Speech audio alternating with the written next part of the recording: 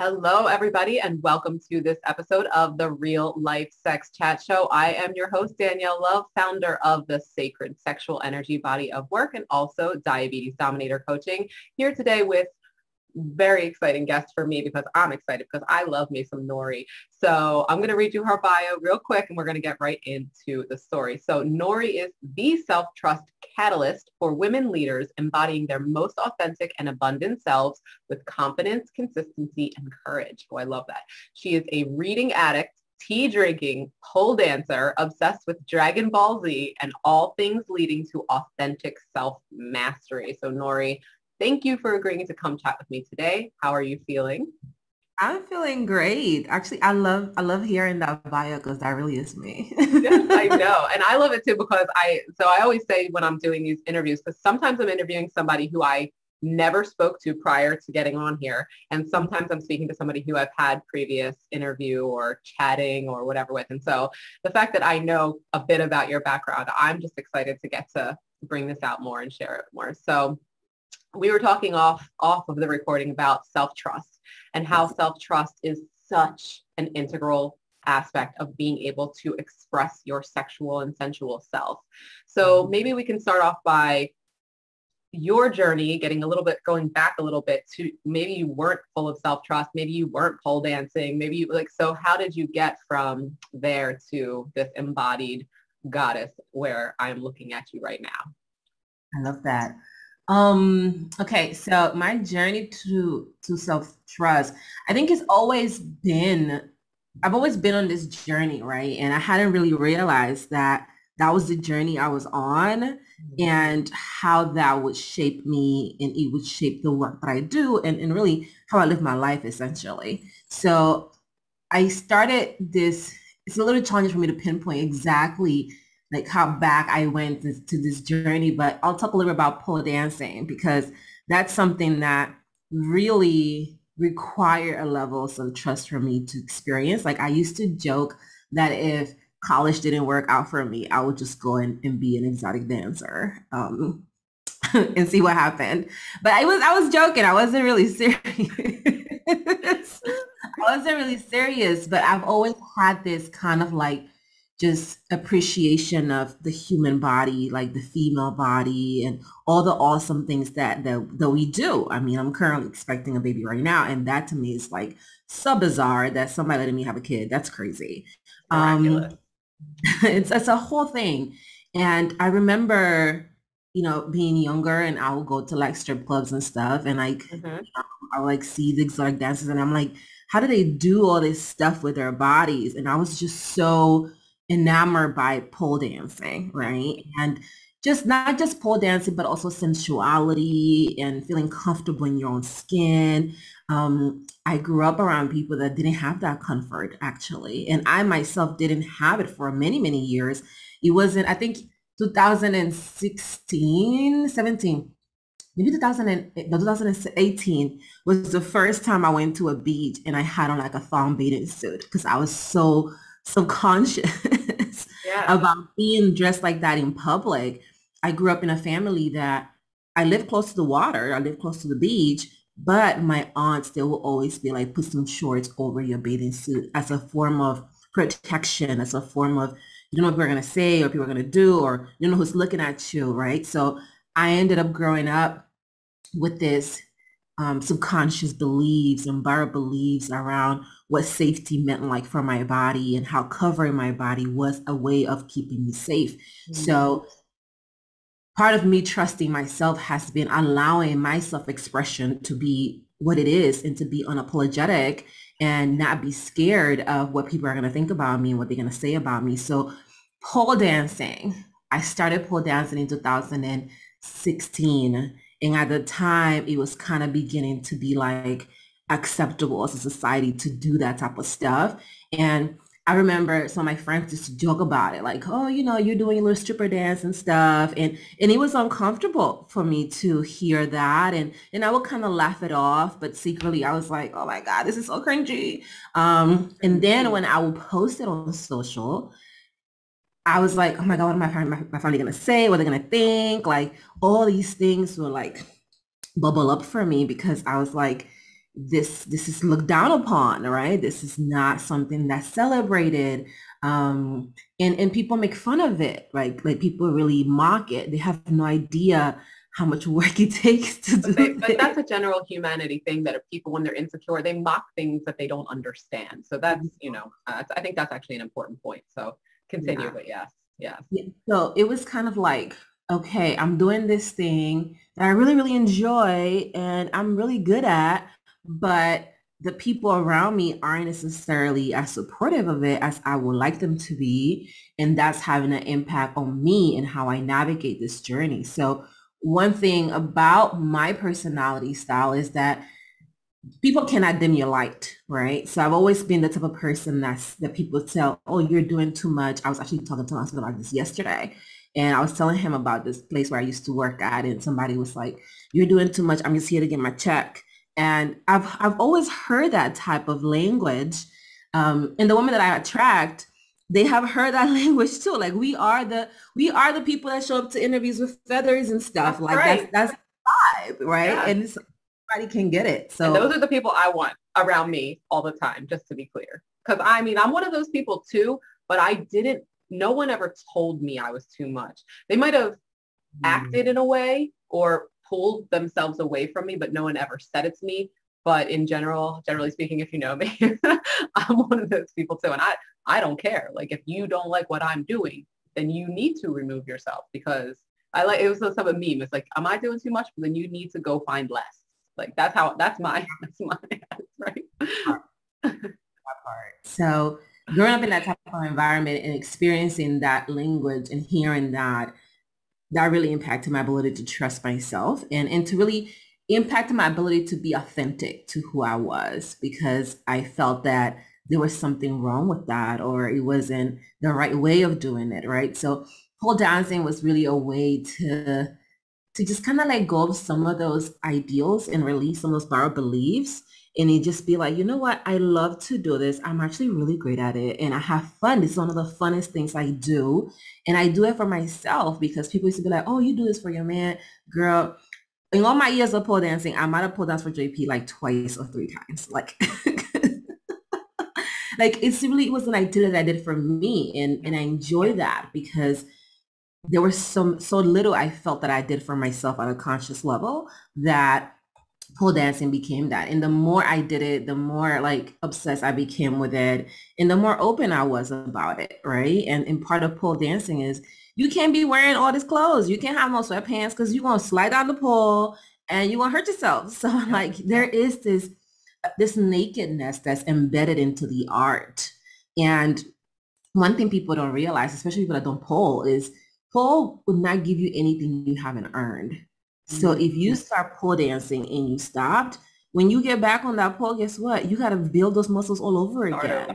And pole is not going to, it's not going to gift you something because you already did it. It doesn't work like that. It's actually a very self-discipline driven art. Like you have to commit to it. And when you don't, you have to know that you're going to have to start back up from zero. It's actually very like life mirroring in a way. So I started doing that, and then I stopped caring about what people thought about me, and I had really began to trust myself in a way that was like, here are my boundaries, right? So when I talk to self-trust to my client, when I talk about self-trust to my clients, we break it down into what are the elements, and there are 7 elements that are involved in this journey of self-trust. And one of them is boundaries, right? So like, this is my boundary that I set with myself about how I'm going to allow other people's behavior to impact me in an effort to strengthen that muscle, because self-trust is a muscle, and the more you do it, the more stronger it gets. So I even like until recently, like literally 3 days, when was it? Maybe last week. It was last week, because that's when my baby shower was, is when we took the pole down. It was in my living room this entire time, and people will come and they're like, there's a pole in your house. And I was like, yeah, there's a pole in my house. And it's just such a normal thing to me that I don't really think about that as something that people like react to, because it's such a part of my life. Even when I'm not pole dancing, the pole is up, like in case I feel like pole dancing, right? So it really pushed me to be okay with me, be okay with I like something, other people don't like it, other people have their preconceived notions of it, their projections of it, and that doesn't have to dictate how I show up to it. Yeah.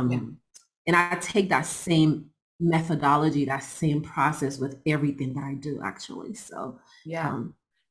So would you say that allowing yourself to kind of surrender to your desire to explore and become from what I can see, you're quite excellent at it, to the desire for your pole dancing informed and shaped your self-trust by allowing you to let other people's opinions fall away and in that realm, and then it kind of spilled out like into the other areas of your life? Is that certainly, I would certainly say that. And self-trust, that's the thing about it. You can build it using anything in your life, right? So anything that you feel is your calling, or that you desire. And desire for, and you are talking yourself out of it because of external voices, anything that you have going on that's like that, you can strengthen your self-trust through. So for me, pole dancing is one of those things. Another thing was quitting my 9 to 5. That was another thing. Another thing was using my retirement money to live my life until I figured my business out. That's another thing. Another thing is setting boundaries. Anything that you're being called to do to embody the most authentic and abundant version of you that feels uncomfortable because of the behaviors and patterns that you have developed as a result of borrowed beliefs, you can use that to strengthen your self-trust. It doesn't have to be like just one thing. And that's why it's so beautiful, because you can do it in so many different ways without trying so hard, right? Like you can just allow yourself to be, and in your journey of being, you are trusting that you are being who you are without having to convince people or audition for people in your life. Audition for people. I love that. That whole performative aspect of, and especially for women, that we are inherently sexual beings. And however, that sexual energy for me is also creative energy. So whatever is created through you, regardless of whether it's sexual in nature, comes from the sacral chakra, the sacral sexual part of our being. And in the society that we live in today, so many women are informed that that part of them is dirty or bad or wrong or should be like the same thing that you said about that shorts, cover up your booty, because that's such a powerful part of you and all of us.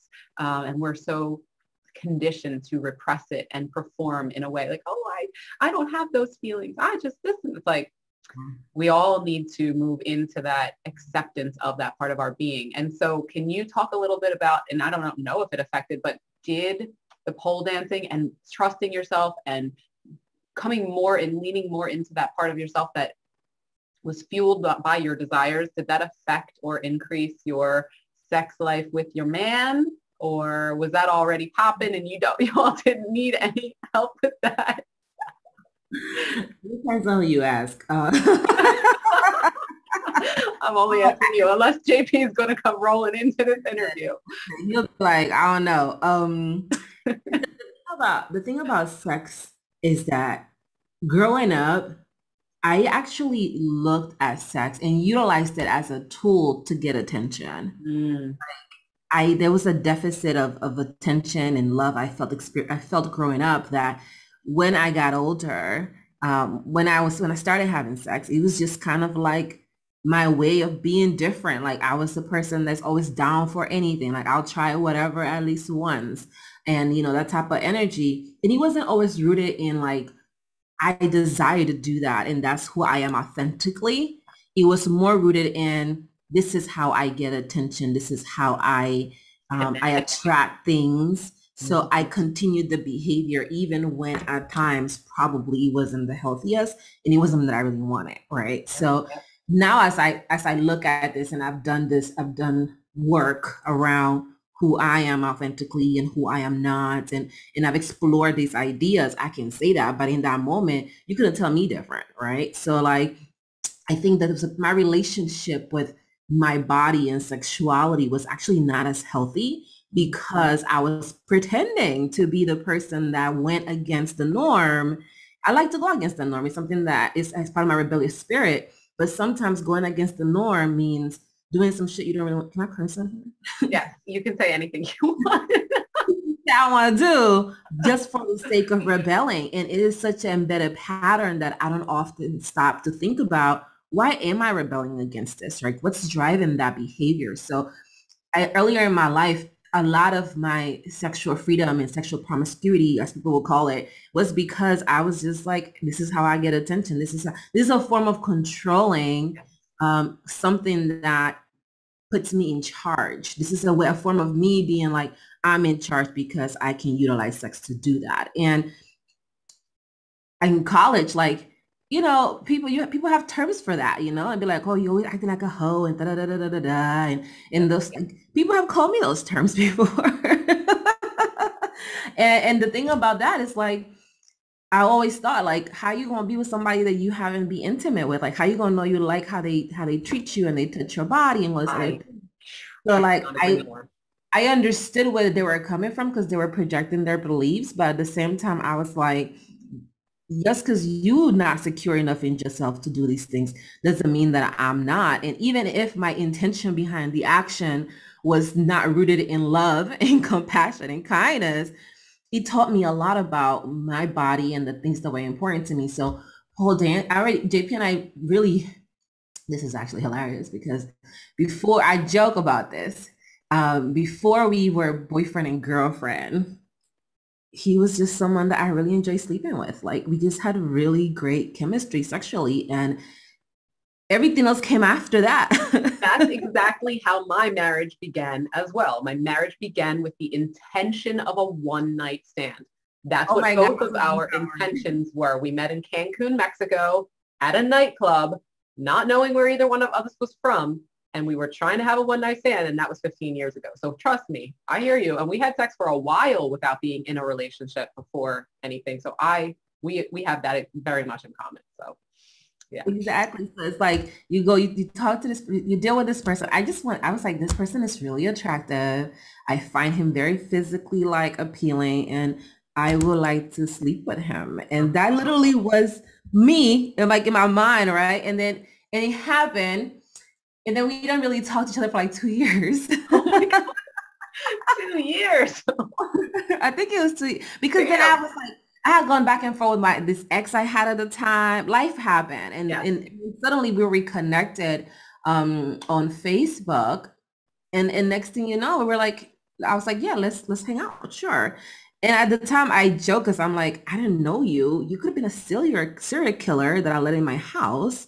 Because I knew your body physically, but I didn't know you as a person. I didn't know your heart. Obviously, I did at a certain level because, you know, it was, we always do know energy, but it was really bizarre. And then from there, it's like, oh, you're actually like a decent human being. Like, okay, you're cool. Because when he came, I was on my cycle, so you know, I don't have sex on my period. So he came and we had to hang out. And then we like just kept talking after that. And I was like, oh, who knew? You actually have a nice personality too. Like, you know, that type of energy. And next thing you know, that was 2008, I think, 2010. That was 2010. And it's been 11 years since. So like, it really, and it wasn't until I started being with him that I realized, like, I would say I realized the difference in sexual drive in people, right? Because I had always been the person that had a higher sexual drive than my partners. And when he came to him, I was like, it was just different. Like he will wake up thinking about sex. And I was like, that's not how my brain works. You know, like I would say something and then like, I'm like, how did you get there from what I just said? Like literally not the same train, not the same street, not the same country. Like, but I learned those differences from him. And I learned that we are just different people and that his natural drive was different than my natural drive. And the more I've aligned myself to my natural flow, I realized how much of the sexual drive I was engaging in was performative. So now I'm like, okay, this is really what I'm like. And to be fully transparent with y'all, like we got to a point where like we got to schedule it. Like there were so many things going on. I'm like, it needs to be on the calendar, because if not, I'm going to sleep. I'm tired, or like, I don't want you to, I don't need it as much as you need it. So like, let's put it on the calendar so that you don't feel like I'm doing that. And even when I put it on the calendar, he still be like, you haven't done it. And I'm like, you're right, I haven't. Now that I'm pregnant, some pregnant people, they just be like, I can't stop thinking about sex. I'm like, leave me alone, please. Like, do not touch me. I just want to lay down. Like, that's my energy. And I know it has been challenging for him as a partner. And I do my best to like think about, all right, this is the foundation of this new part of our lives. So like, how can I be more intentional and more sensitive to that, so that we can put some systems in place right now, so that when the baby gets here, we are still keeping that thing going. And we have sex every week, but there are people that are like not doing that, right? So I know that there's a gap in other areas. So I have to be really aware of it, because if I wasn't pressed about it before, I'm definitely not pressed about it now. And I know that has an impact on him, and, as he's working through himself, and, your partner, you want to feel attractive, you want to feel all these things. And I think for me, it's being reminded of that, because I don't ever not feel attractive. I don't ever not feel like I'm popping. So like, to like be with someone that, I may not be fitting that need, or like being a type of partner that like, hey, like, we're good. Just because I'm not doing this thing doesn't mean that we're not good, because he receives things differently than I do, right? So being available to that, I think, has been like the biggest challenge. Yeah. And that you said so many things, and it's interesting because I'm learning how parallel our stories are and our experiences are. It's really actually it's very rare that I hear someone speak the ways in which you're speaking, because like for me, I always tell people, don't think that because you have sex with somebody real quick that can't turn into a lifelong relationship, because that's another kind of borrowed belief, as you call it, that so many people, it's a narrative. They're like, oh, well, we had sex on the first date. Well, that means that like obviously we're not going to have a relationship. I'm like, I had sex within a couple of hours of meeting my husband, and it's the most fulfilling relationship I've ever had in my entire life. And then to say the other thing, my husband and I do lives. We try to do it every Friday, but sometimes we miss them. But the point is, one live we talk about how we schedule sex. Like, we're 15 years together, like, and it's amazing. But like, we both have our work that we're very passionate about. We both have everything else going on in our lives. And so if we don't schedule it, oftentimes it's easy to get overlooked, even though it's a desire, it's a mutual desire. We both have it. But at the same time, we both have that same energy. Like, it's like sometimes like, oh, I'm tired. Like, it's not that I'm not attracted to you. It's not that I'm that. So I just love it. For me, it's very affirming to hear somebody else having that same experience. Like, thank you. Thank you for saying that. But yes, it's beautiful. And also, I mean, so you're still able to kind of maintain that once a week thing, even while being pregnant. And is that expanding your, I don't know if it's self-trust, or is it sensuality, or are you just kind of like, because for us, we feel like if we don't connect in that way at least once a week, a little bit of something is missing. It's not like it's going to like break up our relationship, but it's an energetic form of communication that two people, when you're having sex, it's the energy exchange. And that type or that deep level of it often can only happen when you're in that very deeply intimate situation. So does your husband kind of feel like he's missing that, or he would like, because my husband feels like if we don't get it done once a week, there's like, he's missing it, and he thinks it's affecting his productivity. Like, he thinks it's affecting his, you know what I mean? Oh my God. You know what? JP has a 10-day window. He probably like, you come out here.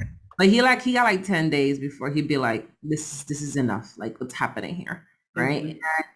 And, I laugh because I learned that about him. I was like, by the time day 9 shows up, I'm like, okay, somebody's getting a little antsy, and we need to make sure that we show up in that way.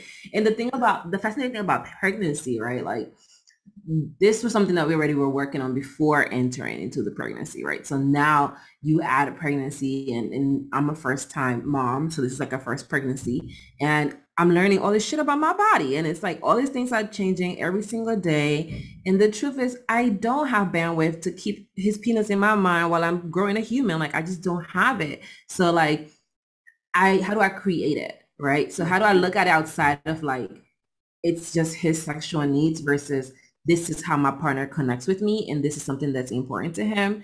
And I know that. And so how do we create a space in an environment where he feels that his needs are being met while I also feel like my need is being met. And it doesn't take that long to do these things, but it's like, it's the pre to it. And I'm thinking about this and I'm thinking about that. It's a mental preparation. Like, it's a mental preparation. Yeah. And he'll be like, let's go through your journey, whatever that looks like. And then like we eventually make it there. But I think there is a part of me that has to be really aware of like, and I think women talk about this often, which is like how to keep that balance between being a partner and being a mom and like, having all these other things and living your life and not getting lost in the sauce. Part of it is being really transparent and open about like, I know this is important to you and I want to be here for you, but right now I'm literally exhausted. I'm growing a human and I'm really tired and he doesn't feel the same, right? Like there are all these things happening. My belly's getting huger by the minute.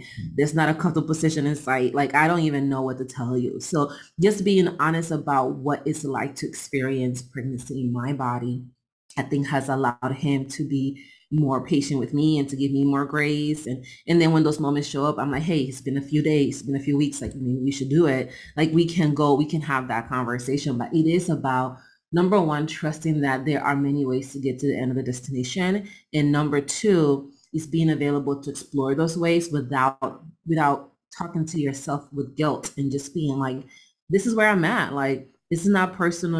It's not personal. We are having human experiences and they are different.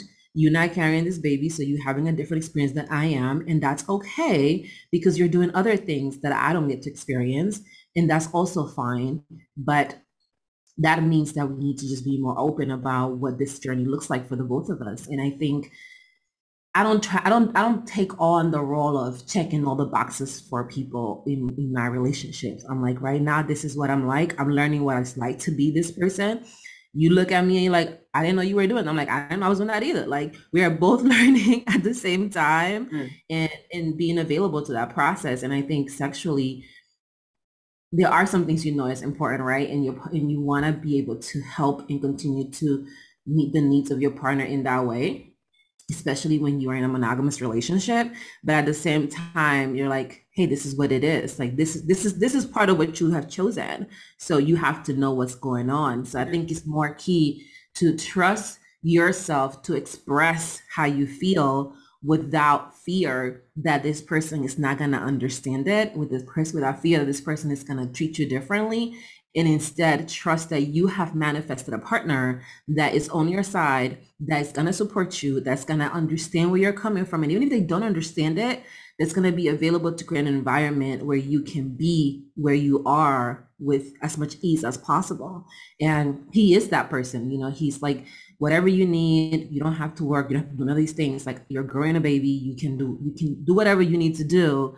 And he extends that grace to me. So I think because of that, I'm more available to being like, all right, I'm feeling exhausted, but let's figure out how to meet those needs that you have and to make sure that you don't feel like left behind or that you don't feel like the baby's already taking priority over our relationship. But understand that in this season, you may feel like that because that is what's going on. Like we're going to keep it 100. Like if I'm freaking tired, I'm tired. And that's just what it is. Yeah. It's not like before where it's like, you're not as tired or whatever the terminology was, or whatever the idea was, right? Like this literally I'm literally a host to a living being right now. That's my energy. Yes, you are. You're like the best Airbnb host ever.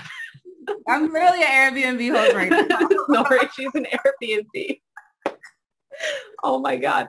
But I think something that you said that's so powerful is that females, especially females in their sexuality, oftentimes don't take the time to take stock of how they're feeling right now.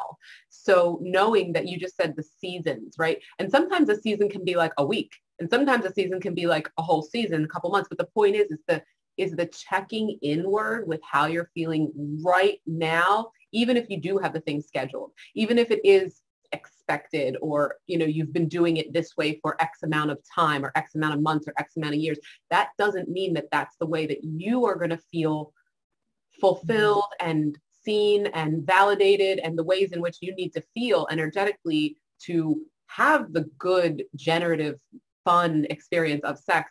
And women, I just encourage all women to check in with yourselves on a very regular basis, because the ways that you feel now may not be the ways you feel tomorrow. And that's normal. That's okay. It's actually the other way around that we've been taught. It's like, oh, well, just lay down, let the man this and that, and then you just, go about your business. It's like, that's not okay. And just the way that you said that, that's kind of what I got from that, which I think is so powerful.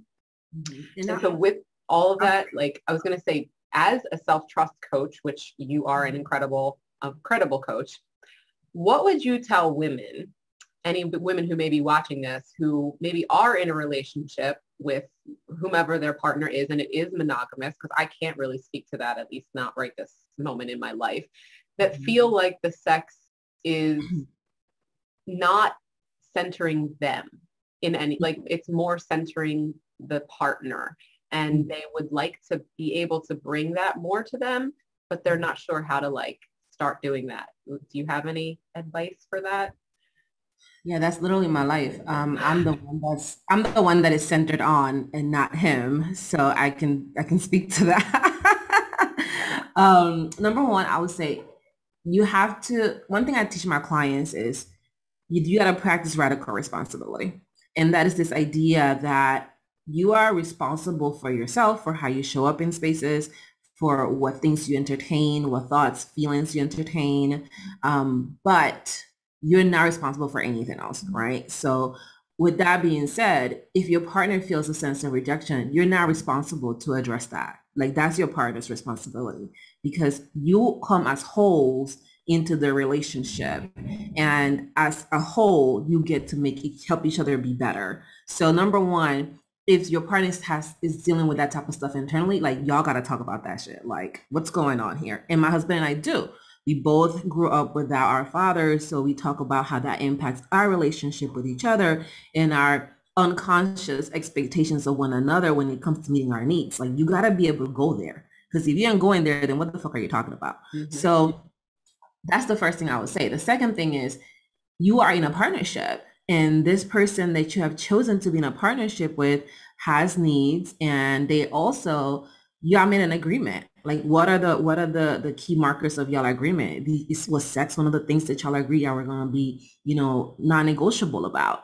And then revisit those agreements regularly. JP and I have these like state of our marriage meetings where we talk about how are you feeling about marriage? How are you feeling about us? What is it that you feel like we can do better at? And it's literally always been the same thing. He's like, I feel like you can have more sex. We can do more of that. And I'm like, that's literally the only area where he always be like, that's my only area of improvement.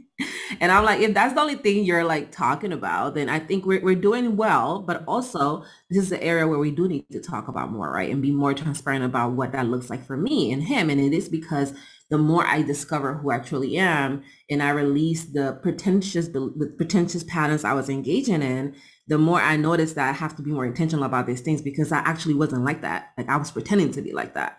So the person that he may have married is someone completely different to the person that it is here today. And I have to be aware that that is a reality for us, and decide how I'm going to behave and how I'm going to be authentically myself while being with a partner that has this set of needs, right?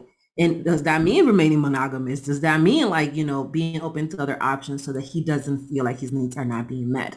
So I think if that's you, you have to be open to working at it. Like you have to work at it, and you have to give yourself grace, because it's not going to happen overnight. You're not going to go from like, I'm not doing this to like, I'm absolutely doing this every day, all day now. That's not going to be the case, because you're human and you learn through repetition. And the more you do something, the better you get at it. So you have to decide what's going to be the step I'm going to work on to build that based on what makes the most sense for my partner and I. I'm not saying to throw your authenticity out the window. I don't believe in that. But I do believe that people help us be better, and they are a mirror to us. Yes. So if you have someone that is telling you, hey, this is something that I need, that you and I agreed to, and right now you're not meeting your end of the agreement, then y'all either need to redefine the agreement or you need to figure out if this is the person you need to be with, right? So like those are things that you have to think about, and you have to be willing to face yourself. One of the hardest parts about self-trust is facing yourself. It's facing your reality. It's facing where you are right now, how you got there, what patterns you engaged in, what mess you created. Like looking at that stuff, it's very difficult because it breeds those feelings of shame, feelings of guilt, and now you're feeling bad for yourself and you're not taking action. So being willing to put yourself in a position where you love yourself enough to see yourself for who you become, in choosing how you want to move forward. That it's like the most important thing you can do. And you practice that not just with sex, but with all things. The thing about a relationship is that it can expedite and collapse the time of your growth because you have someone in front of you all the time reminding you of the shit you are and are not doing. So it's up to you to choose how you're going to show up to that. So one, I would say, just to recap, take radical responsibility for yourself. Like, what is it that you are controlling? What is it that you are trying to control that's not yours to control? Mm-hmm. Stop taking responsibility for things that are not yours to be responsible for, to avoid responsibility for the things that are. Like, just be that real with you. Talk to your partner about their needs and where those needs stem from. Why do you feel rejected when I say no? Like, what is that? Where does that come from? And have those real talk conversations. And then revise your agreements. Check in like, hey, this is what we agreed to do. This is how you're doing. This is how I'm doing. What's going on with this? And it's not like a tit for tat type of situation. It's like, I want to be the best partner for you. How do I show up as the best partner for you so that you can show up as the best partner for me? Because that's what we are in partnership for. Like, JP and I at this point in our relationship where it's like, I don't want you to do nothing for me. I'm here to support you as you become the best version of yourself and vice versa. Whatever that looks like, I'm willing to do that. So you have to decide, well, what is the North Star of your marriage? What guides you as a partnership? And then go from there. Because sex is important. Like people, besides money, that's another reason why people get divorced. And sometimes he'll send me like talks and he sent me things and I gotta remember like he's looking for ways to communicate that there is something he has expressed that he feels is being ignored, and he's looking for the way that I may receive it, right? So be a bit open to communicating with this person because it is a different relationship, and you choose to be in this relationship. So if you're gonna be there, be there. If not, get out. Wow, that was just filled with gems, because I think most people don't have agreements. And I think that is at the core of what you said. And I agree with it wholeheartedly. Having agreements, having an ethical non-monogamous marriage is foundational to have agreements. Like, you cannot have a functional, fun, good time in this type of paradigm if you don't have agreements. And I think when you say agreements, there may be people out there that are thinking like, what do you mean? Like my wedding vows, like through sickness and in health, like that, like, I know that that's not what you mean, but I bet I would be willing to bet through my coaching and my life and my experiences that 90+% of partnered couples, regardless of their choice in how they structure the relationship, do not have relationship-based agreements based on coming from the energy, because this is where it is. This is what you just said is so fucking powerful, is coming from the energy of love and desiring to be the best version of yourself in service and in love of the other person. Mm-hmm. Like right there, that's usually not the energy that most relationships are being functioned from. Like it's from a completely different energy. It's like, what can I get most? Why am I not being? And of course, you're not saying not to center your own needs. In fact, by doing that, you are centering your own needs. It might seem like that's not what's happening, but it's almost like the answer is the problem is the answer. Like, or the answer is, it's like the thing is that you're having a challenge is in communicating what you desire in your relationship, how your other person shows up for you, but it's not coming from a place of, how can I be the best version of me, which means me looking at me and me working on me and me being honest with me so that I can then be that person with you. That is such amazing, powerful, sound relationship advice.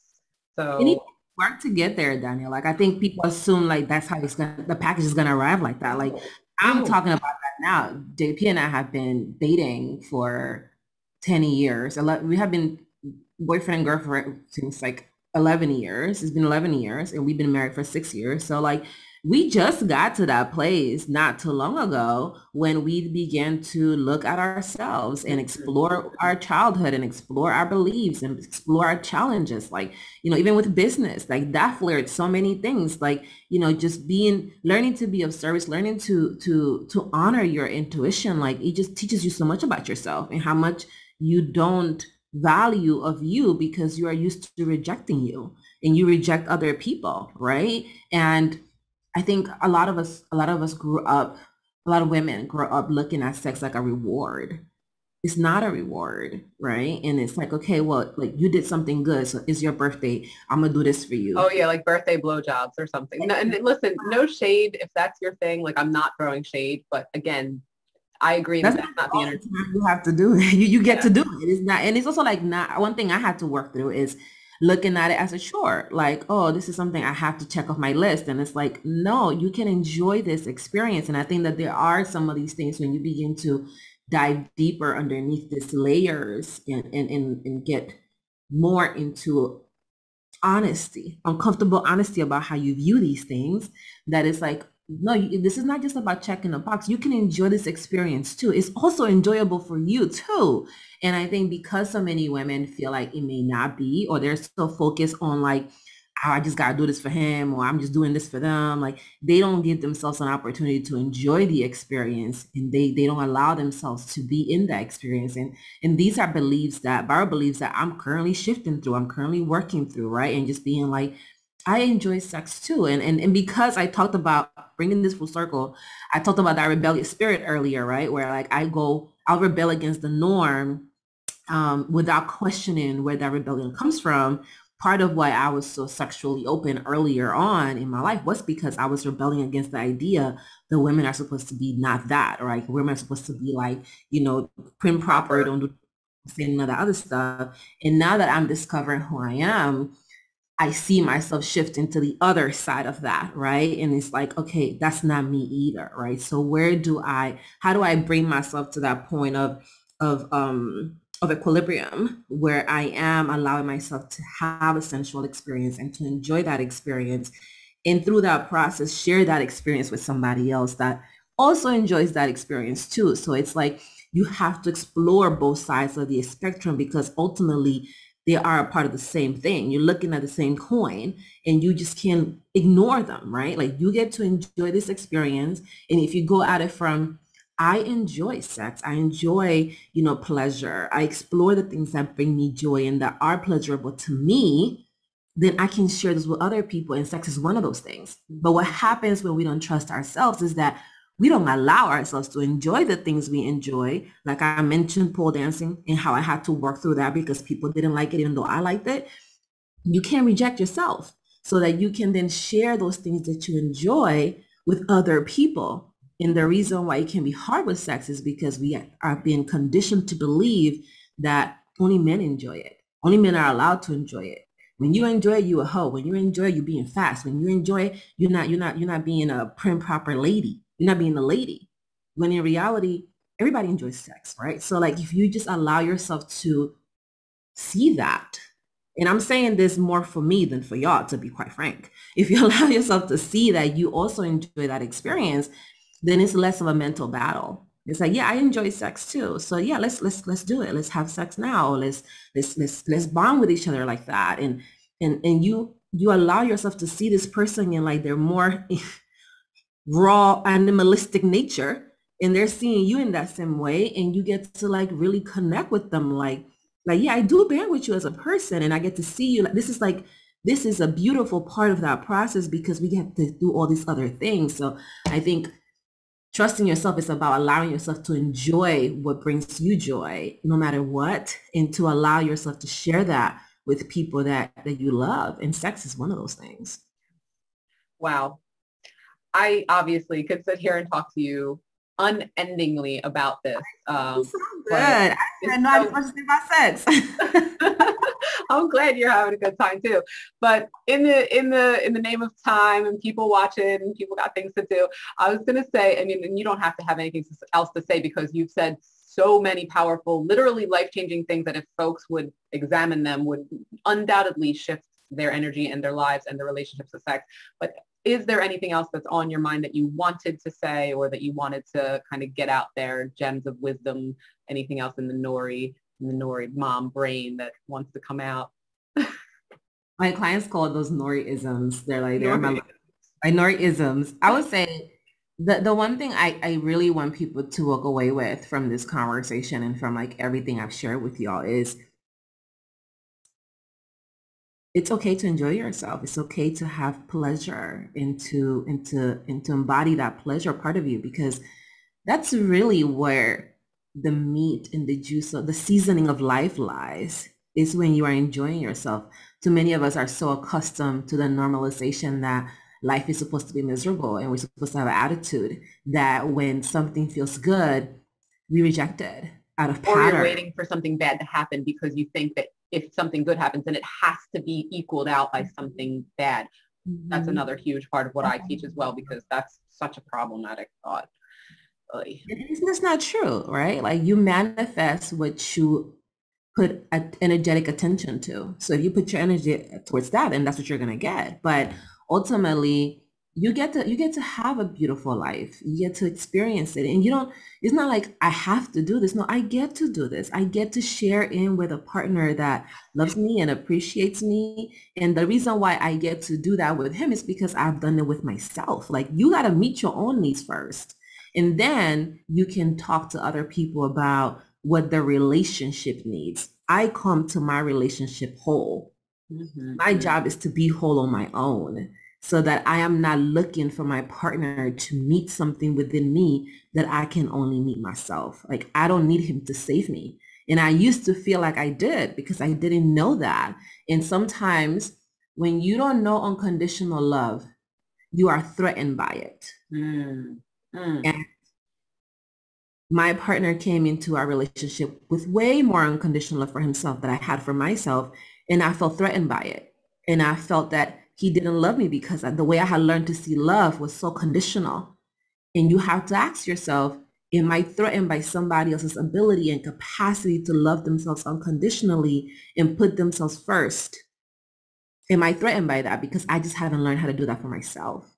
And when you explore that, you just get to be a better person for that, for yourself and for that partnership. Like everyone wins. And even if people don't think that they are winning, and even if they don't like how it's being presented, they are, because you feel much better and you ignite a chain reaction energetically of what's possible. You are the embodiment of possibilities, and you can be a possibility that we don't got to be on no struggle bus. We can enjoy life. We can enjoy ourselves, and sexuality, sensuality is part of that. And I can do it without being afraid that somebody's gonna be like, oh, you a hoe, or you this, or you that. It's just like, no, I'm a human. I'm having a human experience. And this is what it looks like for me. And you all get to have your own experience. So because I trust my intuition, I also trust your intuition with you. I don't gotta control it. Yes. Wow.